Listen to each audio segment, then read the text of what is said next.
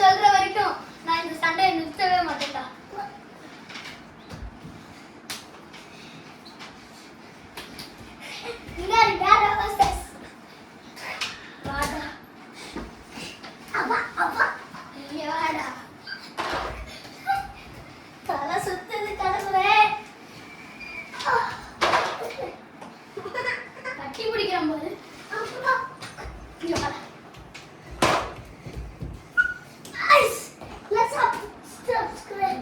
Stop interval. Okay guys, thank you for watching